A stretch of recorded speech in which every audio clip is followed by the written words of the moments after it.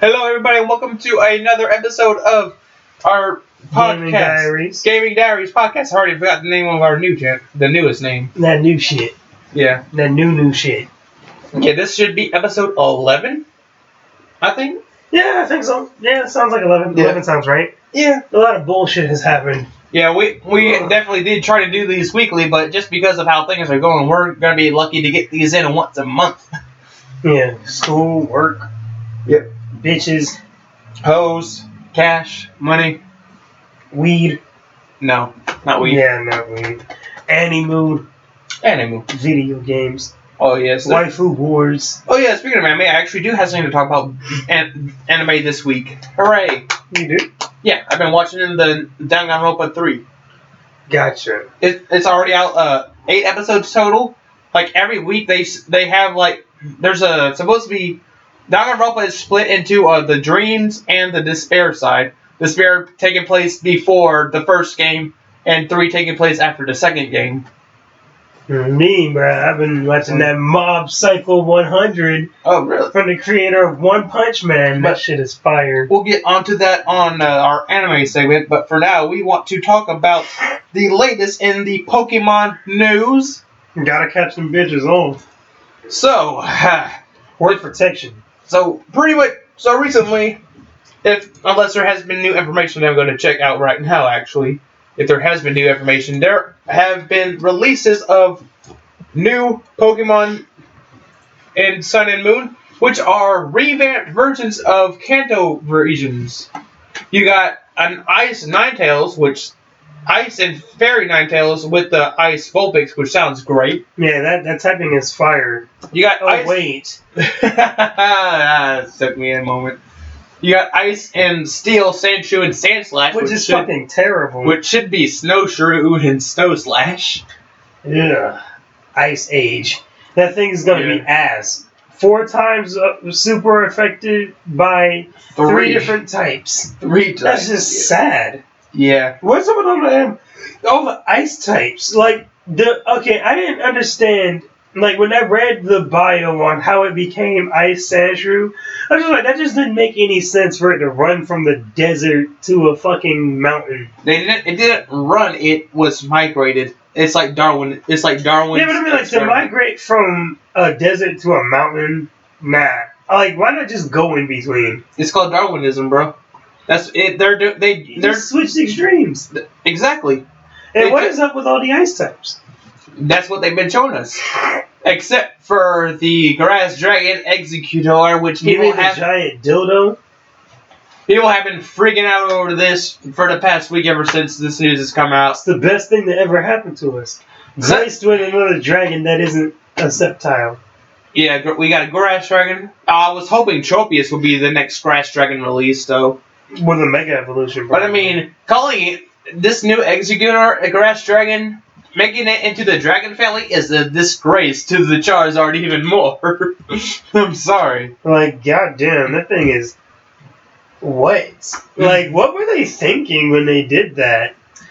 Palm Tree? What kind of Palm Tree Pokemon can we do? How about we take that Executor thing and stretch its neck? New Pokemon. What can we do next? Alolan region. Haha, yep. Why? I'm still wondering why pick Sandshrew and Sandslash for anything. You know what? I just thought of this right now. The reason why they're ice types and why they're doing it for these old Pokemon is because they can't think of any other ice types for this new region. Why do they need new ice types for this new region? We need new fire types. Like Kalos skipped on fire, with the exception of like Leo. You do realize that fire is the second most common type in the game. Yeah, but I mean, like, we're based in Hawaii. There's no excuse. There is excuse because water. I'm saying we're Water. based in Hawaii. And tropicals. Yeah, but the water isn't grass- cold. Have you been there to Hawaii? I have. Yeah. The water ain't cold. I have been to Hawaii. You've just been... That water ain't cold, fam. I know it's not cold, but it's not hot. It's not fire. You're not putting your feet in fire. No, but I mean, like, the location itself is hot. That doesn't mean fire, though. I mean, it can mean a lot of things. I want to see tropical. some ground types. Well, we do have this poison fire type as well. Hey, he spits hot fire. He poisons poison and steel types. Which is savage. He's got to evolve into something savage. I mean, that if you're able to do that kind of poisoning, you're not spitting poison. You're spitting literal acid. It's burrowing into their skin and destroying them. That's that decaying shit right there. Hit you with that. I'm gonna turn you into dust, Noville. That's like on the levels of Slugma of don't hug him. He will kill you immediately. I never thought anybody would ever want to touch a Slugma, to be honest. Or a Mad Cargo. Have you ever done a Pokemon on me with those things? You literally can't. Because when you touch its eye, it always flinches, and that's the only thing that's not magma. You touch the magma, the hand gets burnt. You can't play Pokemon Amiibo with a Slugma. That hand is coming off. But, I mean, thankfully it's not in real life, because apparently if it was in real life, it would be as hot as the surface of the sun, meaning that standing in place, it slowly starts melting through the earth. Yeah, it really, it going to sleep would just Kill wake up in a hole. No, it dies. Because it has to keep moving because of the magma, else it cools. And then it dies. So, going into a Pokemon battle where you have to sit there and wait on a command, it never kill it. Never sleep. Never sleeps. But yeah, for me, I can't tell if this game's going to be a train wreck or if it's going to be fucking amazing. I mean, especially because it is pretty much confirmed there are no gyms in this region either. You have your 4 kahunas and these totem Pokemon and challenges that you got to go through each island. I want to know how this is all going to go down, especially because you start on the biggest island and then this kind of gets smaller as you go along. I want to see what these totem Pokemon are going to be. I need to know how many new Pokemon are in the region. Yeah. That's very important, because a lot of people complained about Kalos being too small. Yeah. And from the looks of it, I can already determine, or I can kind of guess that the first Kahuna Pokemon, which is that yellow-robed guy, he has 3 Pokemon, right? And he's the one that gives you your starter. So I'm thinking that his team is just going to be the second evolution stages of the 3 starter Pokemon. That's what I'm thinking so far. I don't think that'll be the case. I've never seen somebody like a leader have to fight with starters. So I'm thinking, thinking that they're gonna have just amped up versions of what you'll find on the island. This is the new stage of Pokemon now. With all these changes, so much new crap. But that might be something that might not change. The formula for fighting still seems the same, with the exception of me watching goddamn Naruto Ninja Storm. Oh yeah, these special attacks. These Z moves once per battle, which there's a different one for each typing, but they fucking look ridiculous. Like still, I would hate to be a trainer with my kind of social anxiety, having to do a special pose in order to have them do their attack.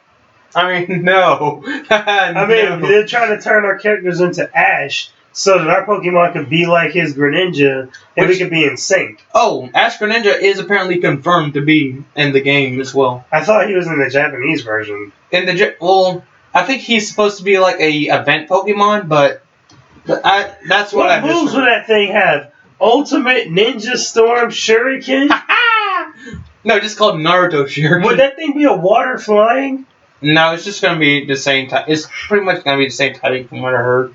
What is his ability, though? I think he's just a regular Greninja with a different look. That's honestly bullshit. That thing in the anime had a water bubble that was reflecting dragon-type moves and electric-type moves. That guy could fly. He could make stuff blow up. His Hydro Cannon looked like fucking Kisame threw a tsunami at the opponent. Yeah, but he beat Mega Gardevoir. But we still got plenty of weeks to go on. There's still information to come out. Like the starters that we saw. Yeah, we still got like 3.5 months. So the starter leaks though. Them leaks. Which starter leaks are the ones that were taken down? The one that confirms that they're real. The final evolutions, you mean? Yeah. Well, yes. The ones that have also been taken down. So we got Rowlet looking like a Arrow. bowman archer. You got Poplio's looking like a Serene Grace. Yeah, and then you also got Litten being Trash. I mean Zangief. Yeah. But here's the thing. In that same leak, what they said is that these starter Pokemon will have a different evolution for their gender. What? Yeah. What? Yeah. A different evolution for their gender. So like what they Wait, do you mean like they're gonna have like slight appearance differences or a totally different look? An entirely different Pokemon is from what I read. Like what we get, what the male Litten turns into, would be what we saw, but will be completely different as a female Litten. And like the Poplio one, the one that we saw was the female version and not the male. And Rowlets could really go either way, because stereotypes. It's a hood. Yeah. It's got to be a they. Well, I mean, it does look male, but at the same time, the stereotypical archer has mostly been an elf female. Yeah, that's true. Unless you're counting like Legolas. Yeah. So it can go either way for them because of it doesn't give any specific feminine or masculine looks. Now, for me, I'm thinking like that would be actually really interesting. But you already know I gotta have an all girls team, fam. Yeah, like you want to have an all-girls team, but you want that male version of that starter for some reason. Even though no, you don't want it, but somebody else might want it. You know I gotta get that Poplio, Team Poplio all day. Yeah, Speaking of Pokemon though, since we're on that, you heard what happened to Pokemon Go, right? Oh, that thing went to shit fast.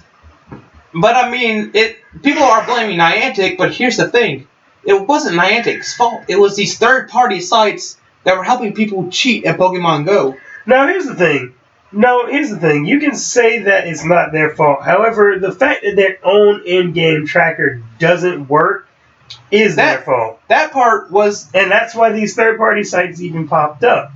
No, because I'm talking about like where you use it to know where Pokemon are. That shouldn't be a problem if you're still walking to them. Yeah, that part wasn't the thing. But the thing was, those sites could be combined with another site that allowed you to move your thing without actually moving. Yeah, I heard about that incident where they allowed you to move your character around without moving the GPS hack. But a lot of people weren't using that.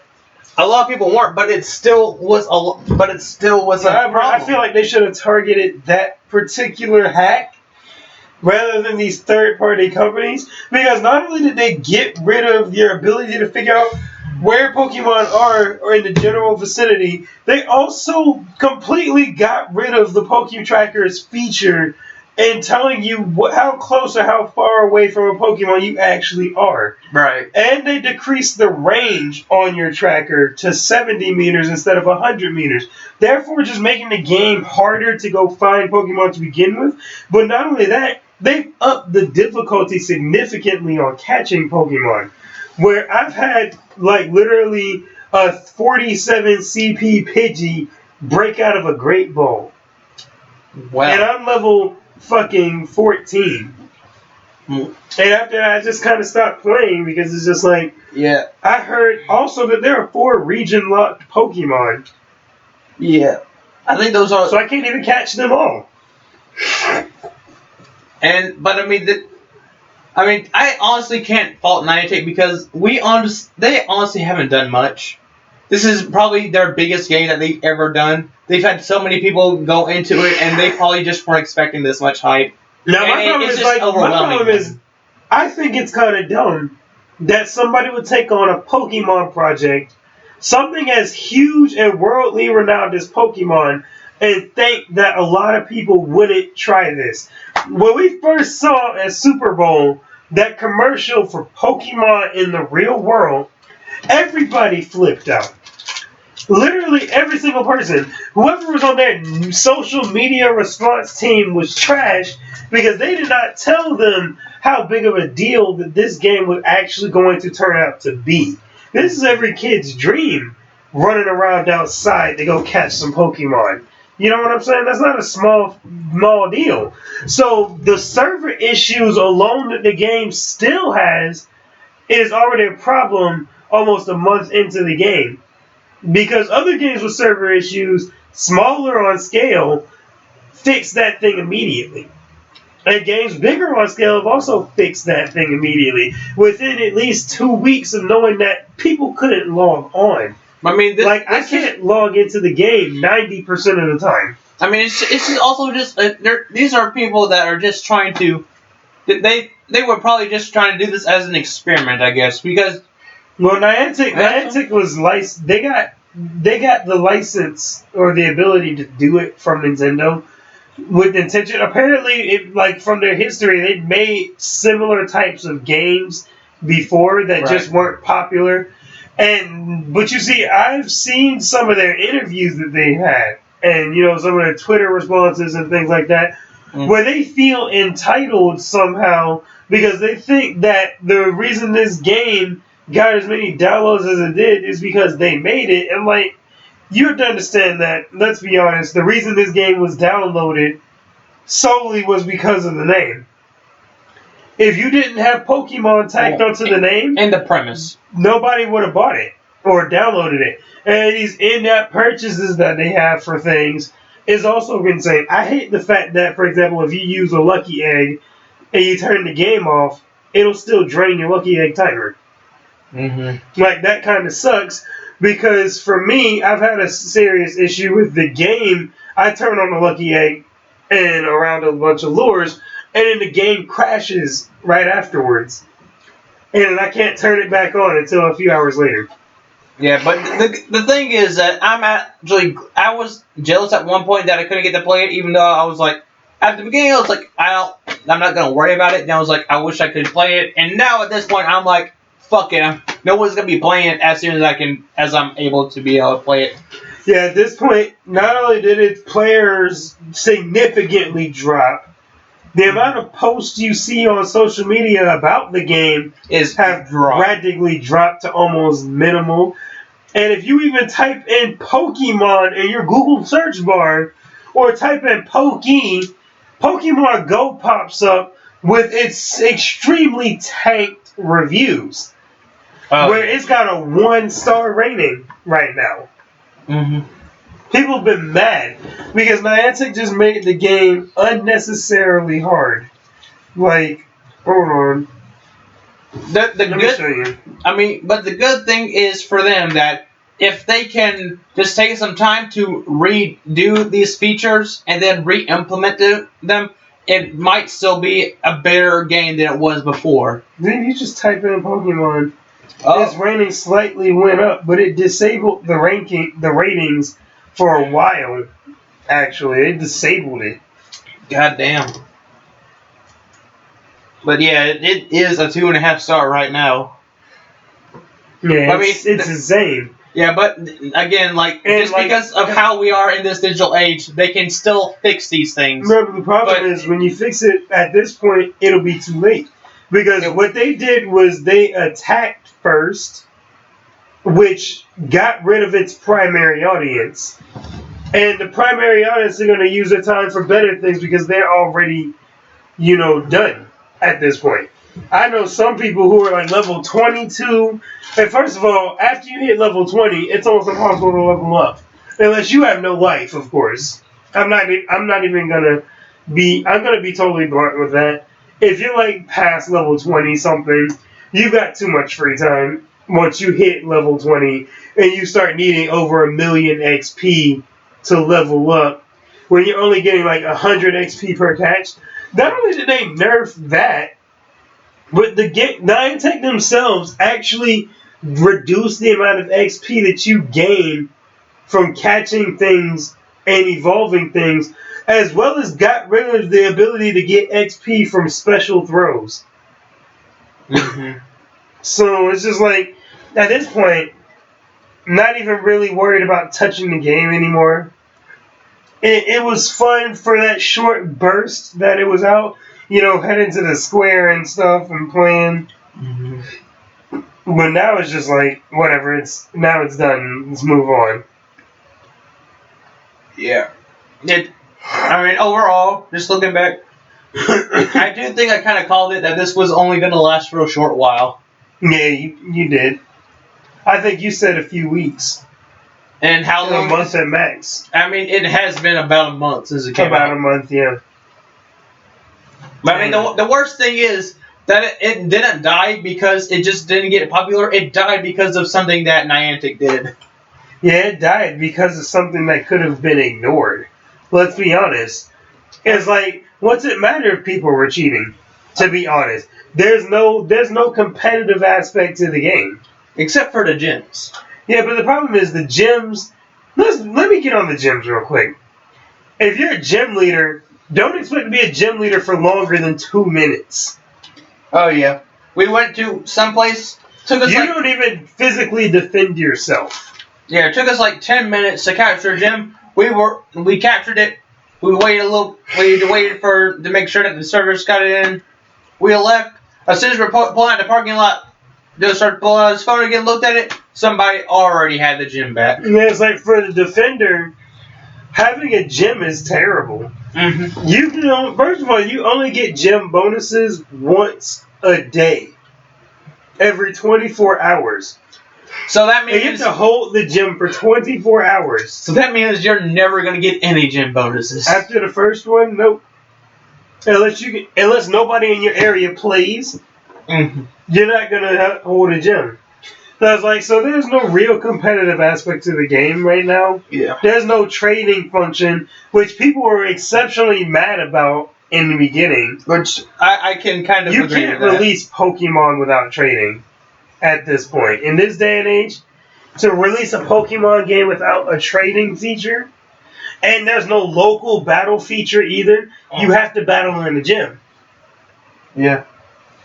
And then the Niantic was pretty bad with placement of Pokestops because, like, in certain areas, if you want to play the game, you would have to leave where you are entirely and go to a new city to get Pokestops. Yeah. Because on my side of town, it's barren. There aren't any. And I actually read about this because I was just doing some random search, and there's a post about this. And it turns out that this is because this is based on a previous site that they did that was more along the religious aspects, where almost all the churches have these things. So that's why if you go by a church, almost every church will have a Pokestop. Yeah, I noticed. Because it's based on that same tracker.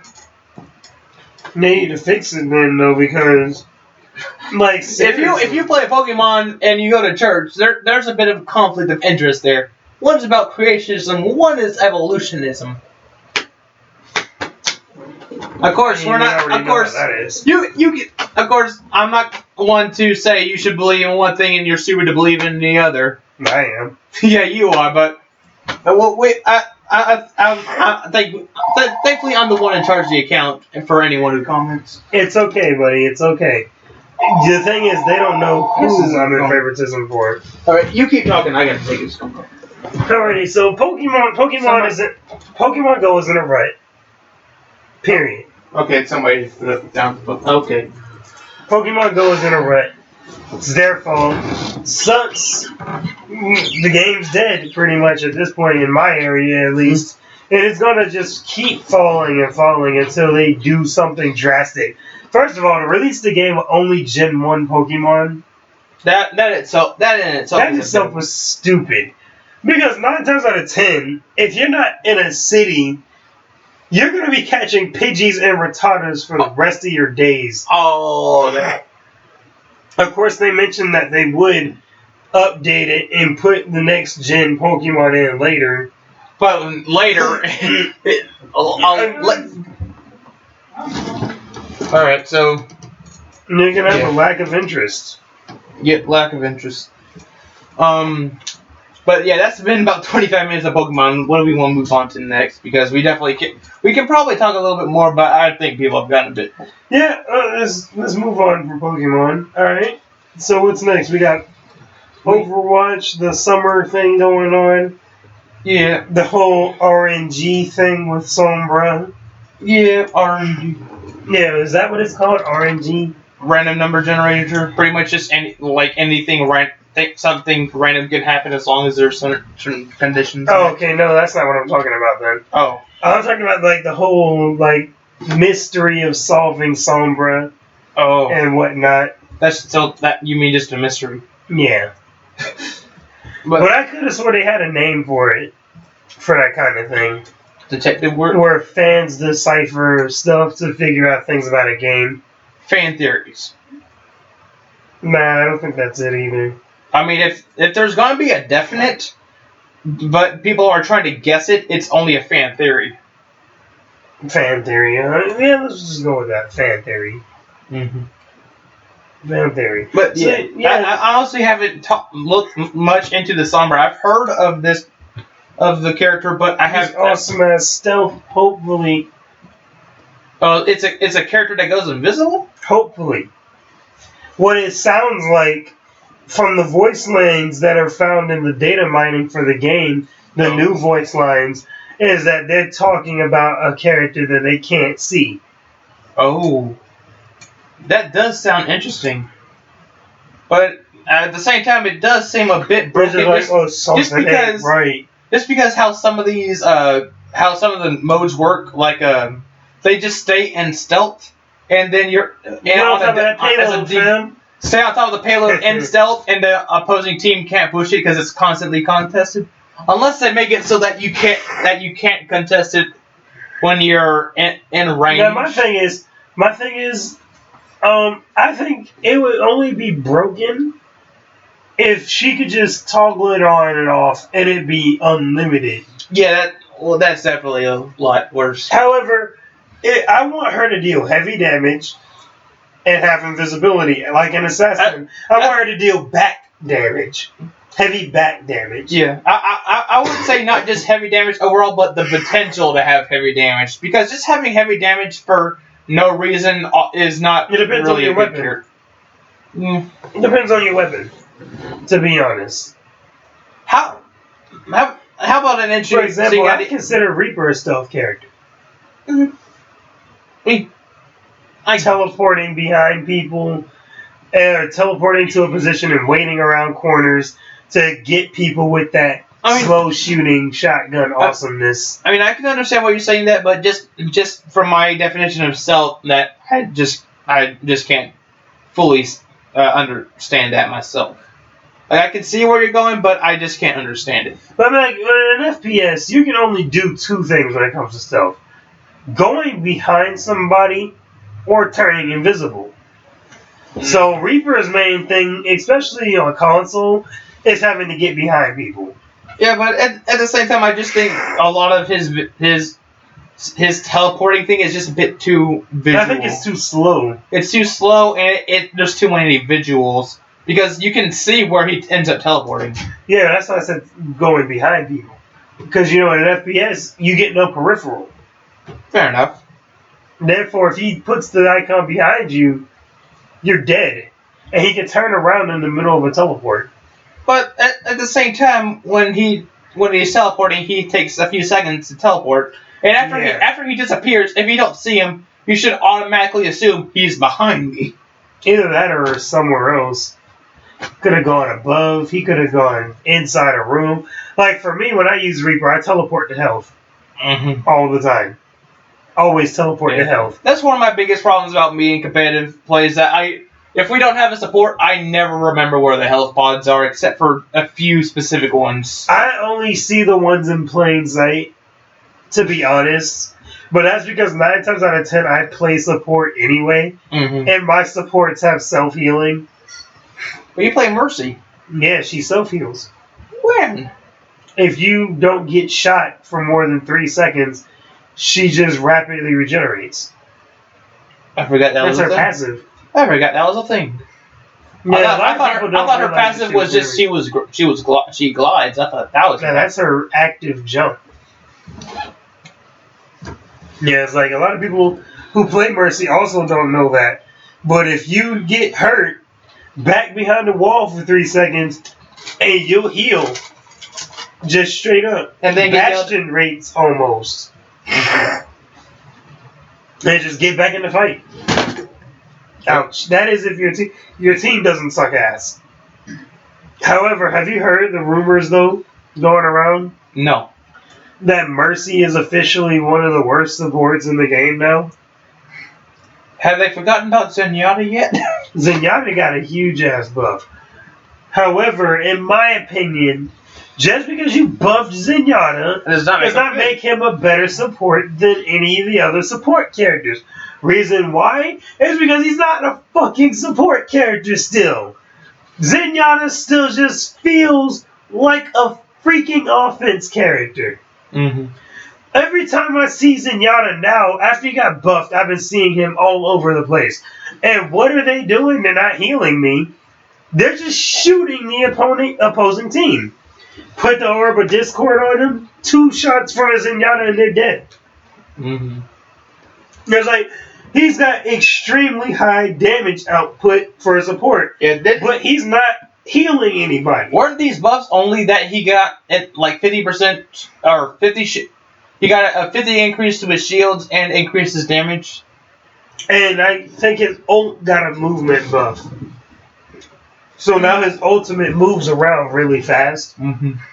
But he seems like if you're going to use Zenyatta for support, it seems like he's a support ult, and that's it. His ult is support, but he himself is an offensive hero. Because I just see him going around raping Roadhog and stuff all day. Definitely. Now, like, Zenyatta's not a support. But the reason to say she's not the best support anymore is because of how squishy she is. I mean... And things like that. But I'm just like, let's be honest. The only reason your Mercy sucks is because she doesn't know how to use her glide. Now, here's the thing. If you're saying she's too squishy for support, have you not played the support? They're always squishy. You protect the support because they're supposed to be the ones healing you. The tank is supposed to protect the support so that they can get healed. That is the whole point. And that's the worst part, when you're playing Overwatch and you realize that nobody protects the support. Mm-hmm. Like, never. I'll be healing a teammate and they'll just run away from me when fire starts coming. Mm-hmm. I'm just like, if you're being shot at by somebody with low DPS and I'm healing you with a higher healing rate than their DPS, you should not be running away and just letting me get shot up. I mean, if you can give a legit reasons of why every other support character is better than Mercy and that makes her the weakest, I'll take that out. The thing is, I've heard a few reasons. I'm talking. But I mean, if you can give me legit reasons that do make sense and can be proven, I'll go with that. But if you're just going to say it's just because she's squishy, I'm sorry, but you have no idea how these kind of games work. You can understand how the FPS works, but you cannot understand how this team-based composition... You cannot understand how a team-based composition works. Because there's tanks, there's DPS, and there's a healer. That's standard things for Blizzard. You're playing a Blizzard game. You have to understand what a tank support and DPS is. And, you know, the thing is like, it's not like Zenyatta and all the other supports aren't squishy. They're all under 300 HP. Yes. Most of them are under 250.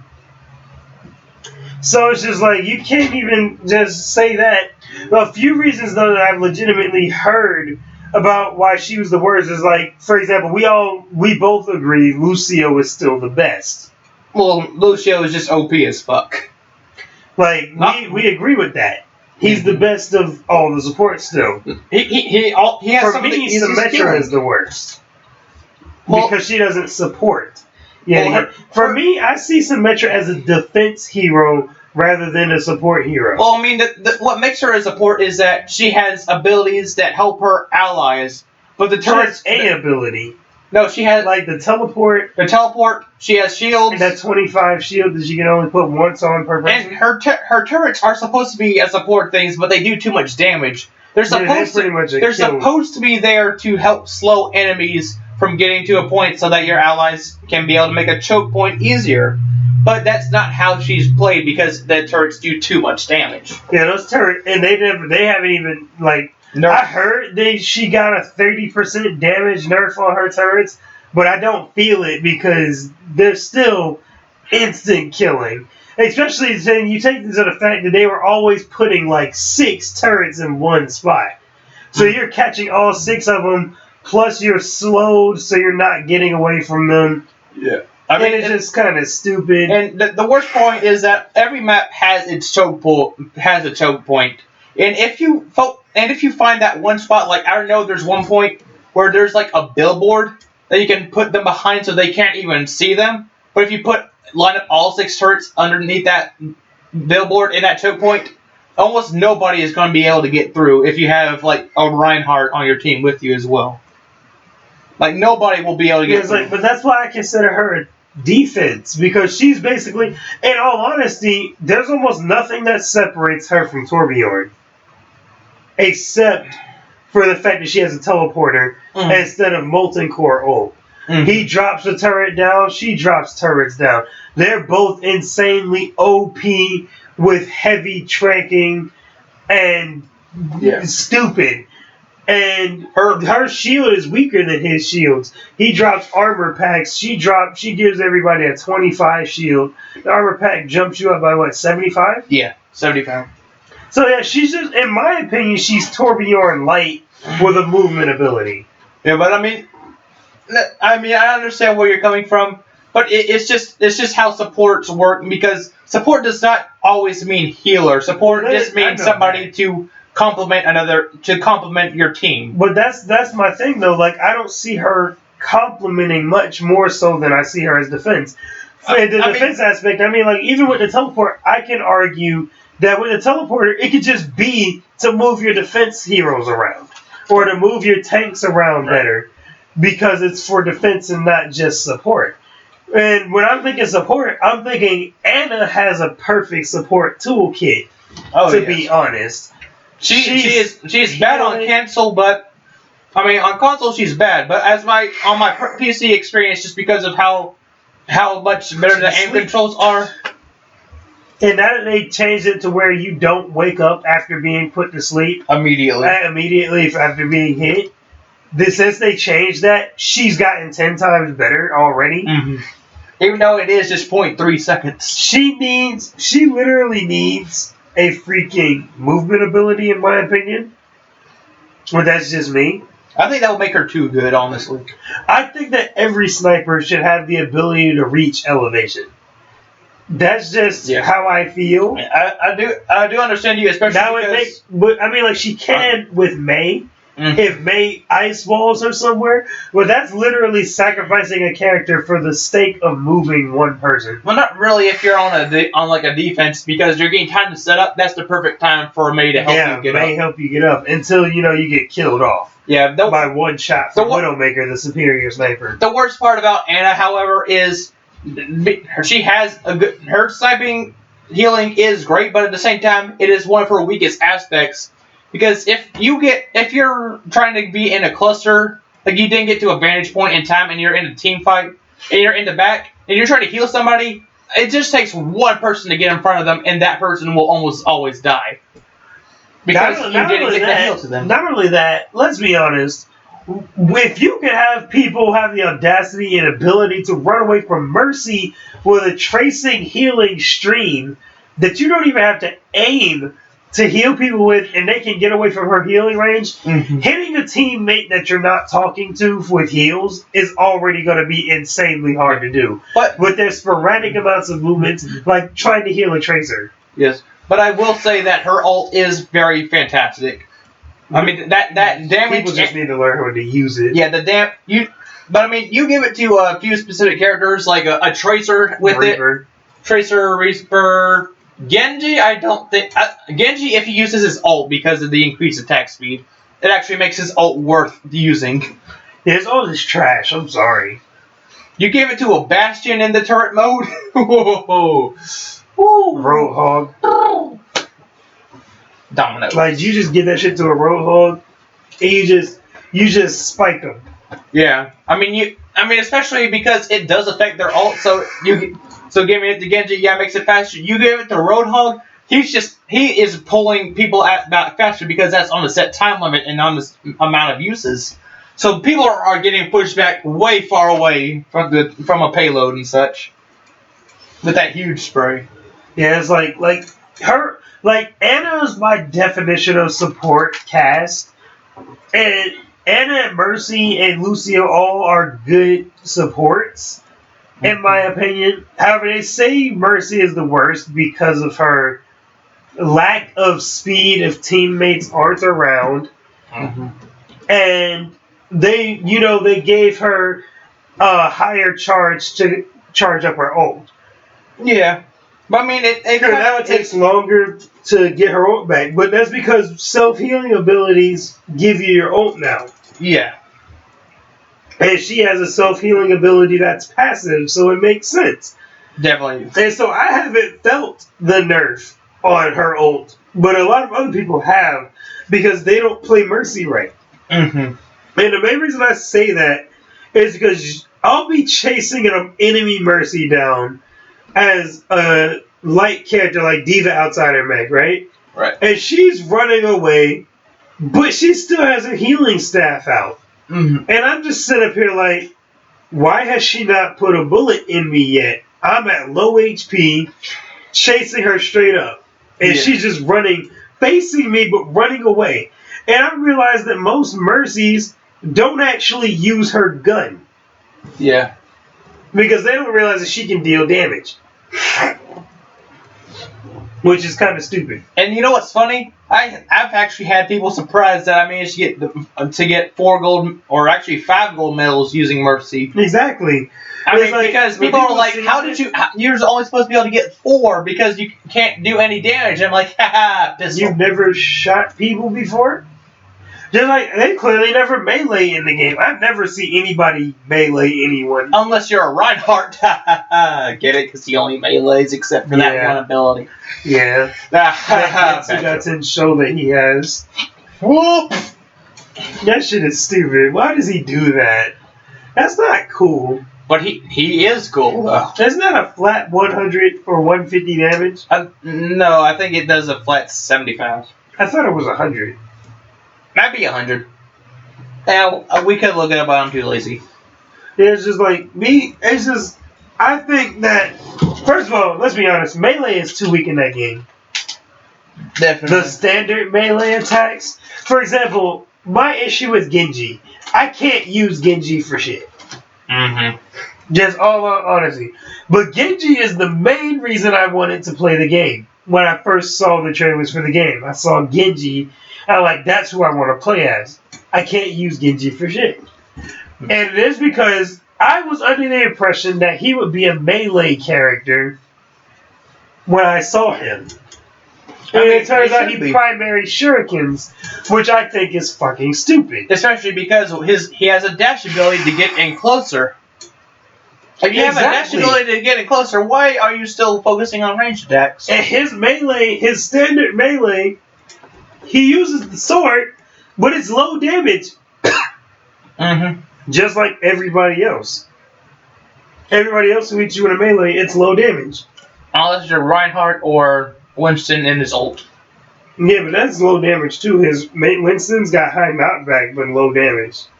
Well, still, that knockback is very important to this game. Not getting niggas off a cliff. Ugh. Yeah. I mean, that payload. Ugh. That's one my point. That's especially why Lucio is so good, because if you can position Lucio correctly, you can be able to just knock their tanks off cliffs. That I've done several times, and it's hilarious. And especially because choke slam people, especially because when there is one specific map where you have to hold a point with a giant hole in the middle. Do you remember? Yeah, I know that map. If you play that map, you have to have a Lucio and a Winston on your team, because you're just gonna be knocking people, or even a Roadhog. Because I saw a guy, if you can target somebody very behind them, you actually pull multiple people towards that. Pretty good with her concussive blast and Junkrat. You just need to have a team of those people. Just have a team of those. I just fought a team at all jump rat this morning. Did you lose? We won. Oh. Because we all picked Soldier 76 to counter it. Oh. Fair enough. Fair enough. He is a good counter. Man, Soldier 76 is OP as fuck. I think the only real the biggest people that can counter him are like Bastion and I think Zarya's a good counter because he shoots so fast so it charges up her. But you see, most people just use the quick tap to make it a sniper shot. Fair enough. Fair enough. And when they switched to Zarya towards the end of the match when they were losing. As soon as she popped up a shield, we just all stopped shooting simultaneously and dropped the healing fields on. And we were getting basically like max heals. Yeah, but then haven't they actually gotten rid of like stacking fields? Though? Oh no, they got rid of stacking mercy buffs. And I know they got rid of stacking Lucio as well. I know that was I read that. What did he stack? Speed buff? You could stack both his auras. You can't stack his auras now? No. Why? Because he was too good. But that's not fair, to be honest. That would just mean that Lucio is literally, you should only pick one of them. But I mean, character. But and with Lucio, only one is really necessary. That is true, but what if everyone wants to play as Lucio? Then what are you doing? Lucio Ball. I still actually have not played that mode. Reason why I've been whooping ass in Lucio Ball. I have been so savage, bro. I've been the ultimate goalie. Ain't nobody getting points on this guy. I score 1 point, and I just wait for the time limit to go because they never get that ball past me, fam. Fair enough. Fair enough. You know, that's my team is ass. Because one time my teammate accidentally shot the ball into our goal. And I was just like, we're going to fight, but I can't kill you. This is Lucio Ball. And you know, I got that Lucio Ball skin. So it's just like, yeah. Everybody else is running around in the regular Lucio skins. So I was like, where your shorts at, fam? Where your shorts at? I'm a man. I wear shorts. Shorts are cool. You're not wearing shorts. Let's have a Pokemon battle. I like shorts. They're easy and comfortable to wear. Comfortable and easy to wear. Whatever the fuck that line is. Yeah, that shit was fire, bro. That was our the king of Lucio Ball. Alright, anything else that we have to talk about video game wise? Anything video game wise? Did you hear about that one game, Lost Soul Aside? No. You know, where that one guy, he made basically a Final Fantasy-esque game on his own by himself that plays like Ninja Gaiden and Devil May Cry put together. Oh. And it looks as good as Final Fantasy. Which one? It's called Lost Soul Aside. It looks like Final Fantasy 15. Oh, I gotta check that out then. That sounds great. Is it on Steam? It's not up yet. The game's not out yet. There's a reveal trailer and everything for the game, and he made this game by himself. Jesus. Respect to that man. Respect. Put some respect on his name. Let's hire him. We need people. So I guess we're moving on to anime section. Yeah. I mean, the only thing I have seen is I've been watching the Danganronpa 3. Zero verse but 2. I mean, if you haven't seen any of it, then there's not much to talk about, honestly. Sadly. I watched Danganronpa a long time ago. Yeah, but the third, if you want to watch a good series, then you need, in order to play to watch through a certain game, you need to play Ultra Despair Girls and Danganronpa 1 and 2 before you can watch. Girls. Yeah. I mean, in the first 3 episodes, you don't need to play Ultra Despair Girls, but for the 4th episode, you do, because a character from that game comes into play. A bit of spoilers, but I mean, I'm not saying who. I mean, you do need to play all 3 of those games in order to understand the entirety of Danganronpa 3. So I actually cannot watch any more Danganronpa until I watch through a playthrough of Ultra Despair Girls, which takes about maybe 12 hours. So by the time they send out like episode 7s, I'm going to be able to start watching again. Or for Despair Girls. Yeah. That's a funny name. I'm sorry. Mm. Is that all you gotta say, Rich? Yeah. But I've been getting on that Mob Psycho 100. How's that? This shit is fire. Basically, it's about this kid named Shigeo, but they call him Mob for short. He's got psychic powers. He's unique in the world. It's rare to find somebody else with psychic powers until the latest episode came out, of course, and this dude's been using his psychic powers to kick people's asses. But not Mob can't express his emotions, whereas he does some godlike explosion, and it just turns into a Super Saiyan temporarily to let out all his emotions with his psychic powers. And it's extremely funny. It's got that satirical humor of One Punch Man. And the art style might be a bit of a turnoff for a lot of people. No lie. But it's still extremely fun. So watch. It's fun to watch. It's just really good. I'll definitely try to check it out then. He was like, I saw a dude who looked like he came out of JoJo's Bizarre Adventure. He looked like Josuke. And this dude with the psychic powers looks like, damn, I can't remember his name. Armin, there we go, the dead kid. And he's just going around kicking everybody's ass. If you don't know Armin's dead by now, it's been a month or so. Like, seriously, you need to get on that. Let's see, I've been watching ReZero. ReZero is actually pretty decent, too. Surprisingly enough, despite that shitty setup that it had. Oh, I do believe you have a rant to go on. On which? The ending of Bleach. Go ahead, man. I got a sandwich to eat. Bruh, I'm sorry. Bleach is dead, damn. It's over, but it's been dead in my heart for the longest time since Hueco Mundo. But I tried to remain a Bleach faithful and finish it to the end. Bleach is trash. I'm sorry. Bruh, if you've been reading Bleach up to this point, you know that the next chapter is its last. They finally beat, you watch, this almighty powerful guy who can alter reality in the future and see every future outcome.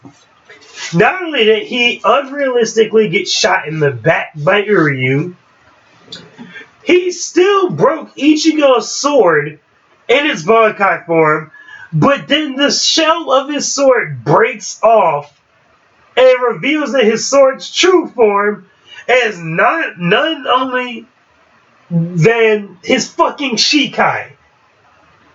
Bleach Volume 2, Ichigo's basic sword, the one everybody sees him with, before he does his signature cut you in half attack. You know, because Ichigo never gets a new move. I'm sick of Bleach.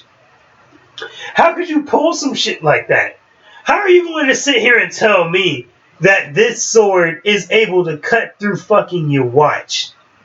If he's strong enough to still break your other Bankai sword with the palm of his hand. It didn't make any sense. He literally sticks his hand out and catches the blade and shatters it. Like it's nothing. And they think that's so cool. They think that's okay. They think that's cool. It's fucking not. I don't agree with shit like that. That's terrible ass writing. Terrible. I understand Bleach's ending had to be rushed. I understand that. Actually, I don't even understand that. Why did Bleach have to have a rush ending? Like, I don't get that myself. Its ending was actually worse. It's worse than Naruto's so far. Now, this last chapter, I need to see what's going on, because if Ichigo doesn't pick a girl already, I'm going to be insane in this last chapter. Well, I want him to end up with Rukia, because Orihime got wasted. Well, if Orihime got wasted and there's one chapter left, part of me wants to think that he's going to come back to life. They're going to pull that kind of bullshit. Because I don't like Orihime, but I don't really like Rukia either. But Orihime and Rukia makes more sense. Just like Naruto and Sakura make more sense than Naruto and Hinata. I don't give a fuck what any of you guys say. Hinata and Sakura are both trash tier characters. However, Naruto and Sakura's relationship has been built upon since the beginning of the series. Watch in the end though, it's gonna be Yoruichi. She's with Urahara. Exactly. Mr. Steelian girl. You know, I would love that though because Yoruichi is best girl. Or if he got with Tia or Halle Bell. Because they had a thing where they were trying slightly pushing something like that. Or Nell, or anybody. Kenpachi? Like the real Kenpachi? She's dead. Exactly. But Ichigo's got a lot of options for bitches, man. You seriously can't be my options for bitches.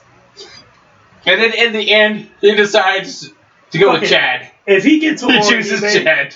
Like if he got with Orihime, I'd be livid, bruh. I'm sorry, I hate Orihime. That fucking ball of mood swings. Can't stand her. She's just big booby girl who's overpowered and caring. Nothing good about her.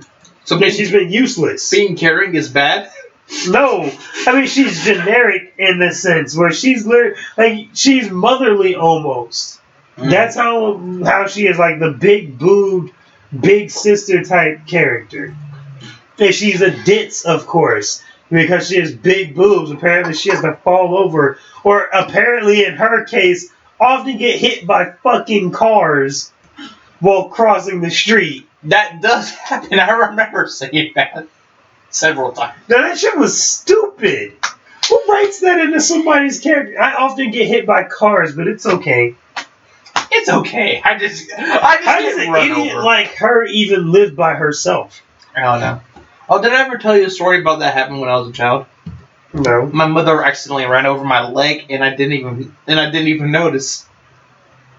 Like I was like 6 years old, and my mother just ran over my leg with one tire.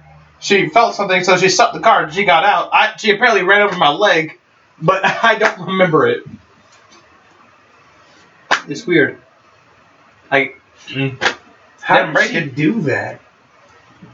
How was I behind the car? Anybody can get behind a car. Not when I was supposed to be inside. That's because you're always inside now. Well, I don't like the outdoors, and the outdoors isn't like me, so we have a mutual respect going on. Like, I'll stay inside, and the outdoors can stay outside most of the time. Sounds about right, because that's what I do. Spider Gina. My kitchen has ants, so that's real life problems going on there. Yeah, fuck no. I can't stand Bleach, I'm sorry. Yeah. I need this last chapter to hurry up and arrive. And so I can just put it to rest already. I'm going to have to take down my Bleach posters and replace them with One Piece. One Piece. Because I don't have any One Piece posters. Yeah. But some Senran Kagura. Yeah. One Piece definitely has a lot of expectations behind it because it has to be better than this Bleach ending and the Naruto ending. And Dragon Ball Super pretty much has to live up to the same thing because these are the 4 titans of anime, I guess you could say. Man, Dragon Ball Super, bro, this black stuff is toasty, bro. This black art is the best art Super has had. Oh, tell me a bit more about it because I haven't seen much. I've only seen up to the point where they revealed black. Well, basically, Future Trunks' world was instantly thrown into shit after he killed Cell and the androids in his future, apparently. Mm-hmm. It was because Black arrived on his Earth and destroyed humanity, pretty much. All of it, almost. With the exception of a few people. So, he's fighting Trunks. Trunks' mom is trying to refuel the time machine so he can go back in time and help the others or warn them of Black's existence and escape. But, she gets killed in the process by Black. He thinks that he kills Mai, and Black follows him back to the past, where Trunks officially has PTSD now, thus for enhancing his character to the max when it comes to development and characterization, Future Trunks has PTSD. Damn. At this point. That's how savage Black was. Black comes to our Earth. He fights with Goku a little bit. Dab, bless you. Damn, you did dab. Man, he fights with Goku a little bit. He gets sucked back into the future. And so far, while Trunks is, figuring out more about what's happened on in the past, seeing Gohan as a little punk bitch with family. Oh yeah, I remember seeing a post where it was like, oh, Trunks having to go back in time to see Gohan and how such a bitch he was. Yeah, pretty much that's what he is right now. I got dried pineapple. You want to try some? Yeah, sure.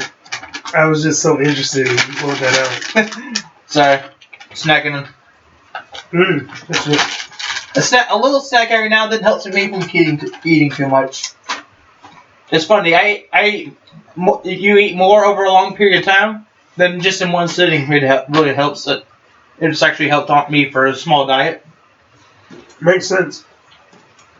But like I was saying though, basically, Vegeta decides to go train in the gravity room by himself again because Goku decides to get Whis to teach him more. Go Whis. So Goku's gonna totally exceed Vegeta permanently, no matter what our hopes and dreams were. Goku's gonna always be the best. They're gonna have Vegeta come and he's like, oh yeah, I'm this powerful, and Goku's gonna be like, hey guys. But I got this new technique, Sam. Super Saiyan Blue 3. Is that really a new thing? Super Saiyan White. I don't know. Super Saiyan White. Super Saiyan Black. Well, Black is Super Saiyan Pink, according to leaks.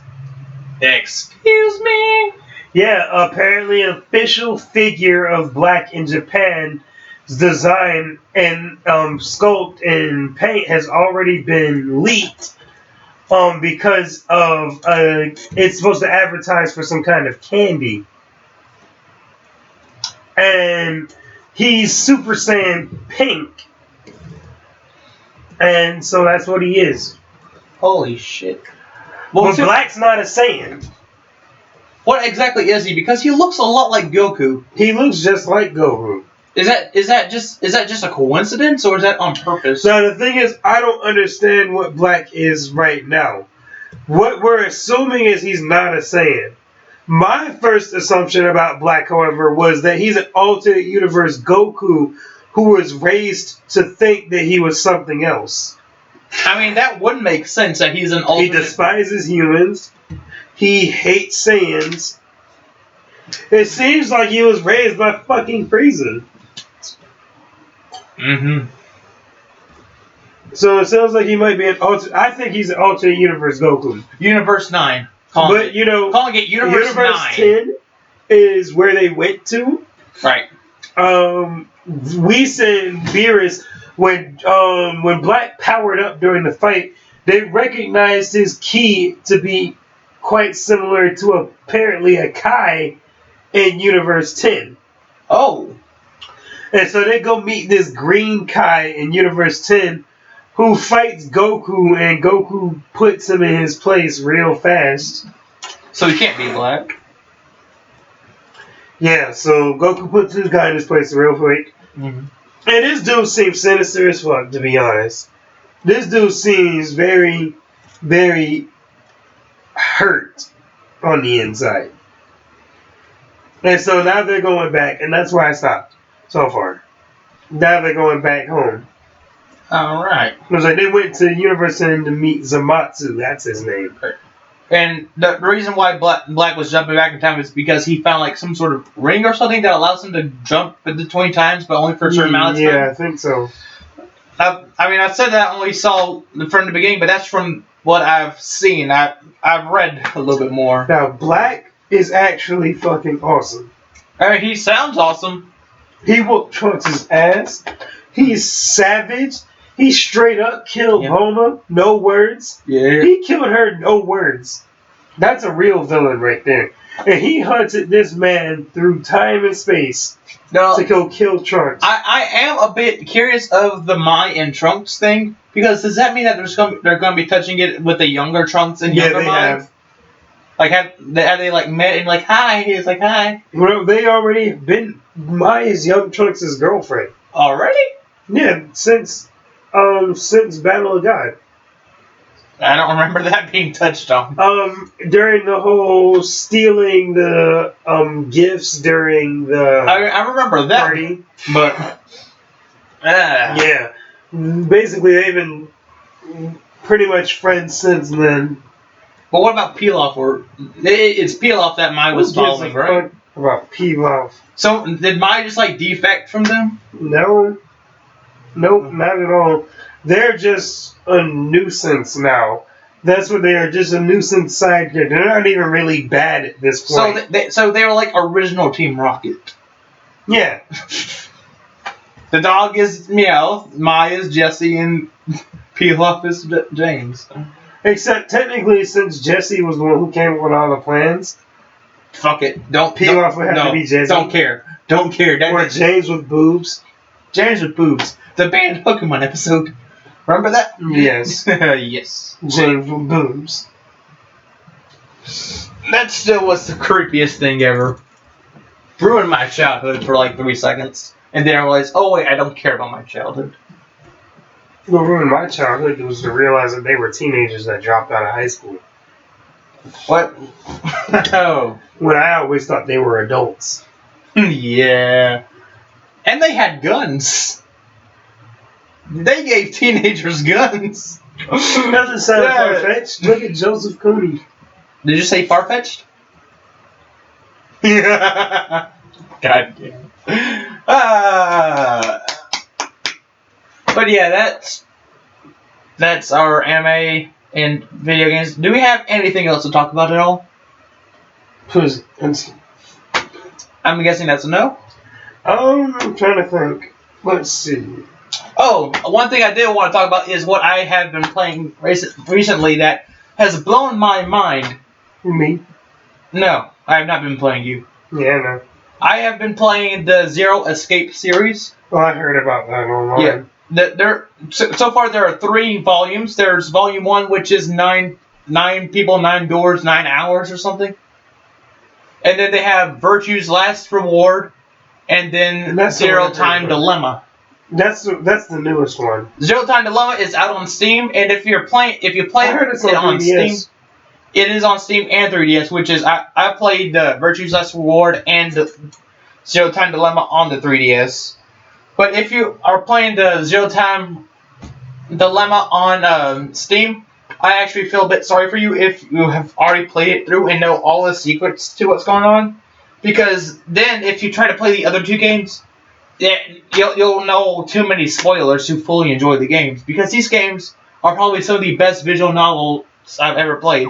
But the same people. In other words, you want to play it in order, or else before you will spoil. Well, 999, the volume 1 actually isn't that necessary. It has characters that are in the other 2 games, and it touches on some things, but it is not important. What is important is the second and third games.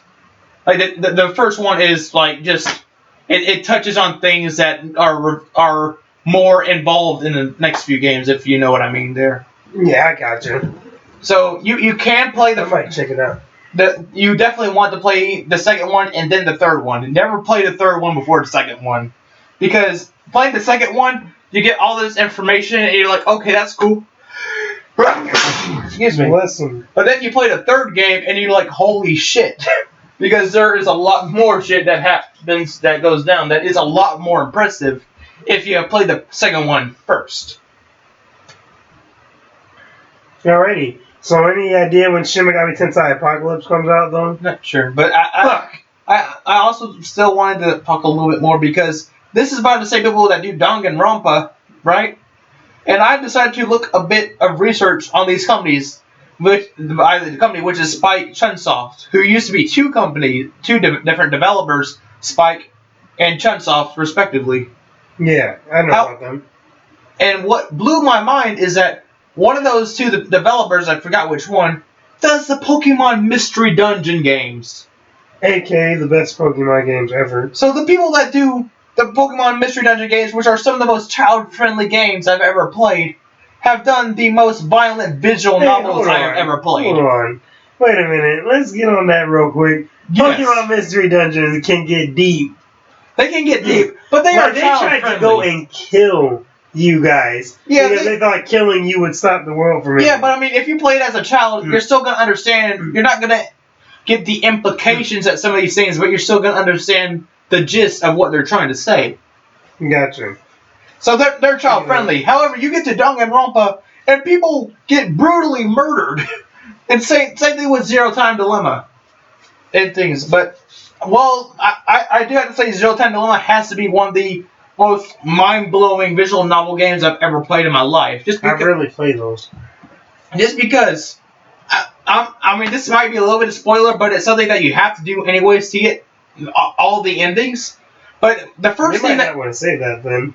But I mean, it's not that much of a spoiler because this is something that happens in the very beginning. Yeah, so, what if they're first timer? I mean, I'm just gonna spoil a little bit of the beginning for you. So if you don't want to hear it, then probably skip a couple minutes.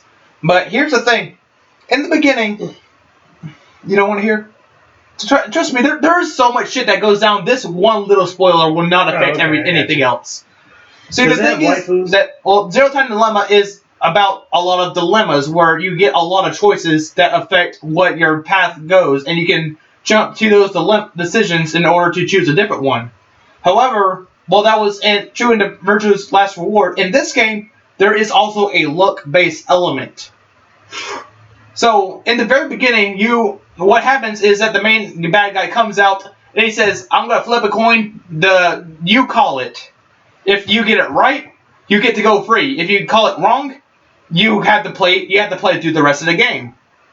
So what happens is you literally can call it right the first time that you play through it and get an ending without playing anything else, without understanding the entire game. What if you had shit luck and you always calling it right? That is possible, but I mean, I played through the game, and what happened was I decided to play a game blind for the first time. I actually rarely do this because I love the story so much I want to see about the story, and then I want to see the details of that story. So I decided to play this game blind all the way through. The first time what I did was I played it. I called it right. I got through it. Got through the scenes, and then it goes credits, and I'm like, I set down my DS, and I just walk away. Because I was so in shock that I had gotten an ending that quick. Goddamn. Boy, if I was putting that kind of game, boy, I'd call it right so fast. Mm-hmm. Psych, I want to call it wrong so I can get bitches. Are there hottie McHotties in that game? Oh, yes. I was telling you a few of them. Some of the voice actors are from that game. Well, not all of them. I need waifus. There's actually only a single carryover character, actually. Only one person from Virtue's Last Reward first voice acts in Zero Time Dilemma. But I mean, they're both fantastic games. The game has my waifus. I need to play the game for waifus. Yeah, you gotta play these have waifus, definitely. As long as they don't fucking die. Well, here's the thing. They die and they don't die. It's all on your choices. So like Mass Effect? Kind of. You'll have to either buy the game or you'll have to play it on my 3DS because I've been replaying through it. Yeah, I'll probably check it out. It's just fantastic. It's a very fantastic game. This is a developer that I would love to work with at any point in the future. Spike Chunsoft. This got a serious case of Chunibyo. Yeah. But yeah, that's all I have to say for today. Is there anything else that you want to say, talk about, or anything? Destiny has a new expansion pack coming out. $45, you said? You want that expansion pack? Even though there's Destiny 2 already announced? Go ahead and waste your money, fam. If you really think having a black rocket launcher is that special in comparison to having a white one. That's literally what it is. They give this shit a repaint. And it was just like, oh yeah, this is gonna be what everybody wants to buy the game for. A rocket launcher. You mean this game where heavy ammo is a super rarity? Fuck this game. Destiny is trash. Destiny 2, however, might be good. Titanfall 2 is looking good. Titanfall 2 definitely looks good. But we talked about a little bit about that during our E3 video last time. So, yeah, that'll be it for this week or month, depending on when next we get to talk. Just because of our schedules, stop twitching. I wonder when Paragon's gonna come out. Whenever it comes out. But, like, you pre-order the game now. No, you buy the game now, and you still get the beta version. Mm-hmm. Like, this game needs to hurry the fuck up. Yeah, so, this has been Wolf. This is Jostar. And this is the Game Diaries signing out. Fucking that bitch.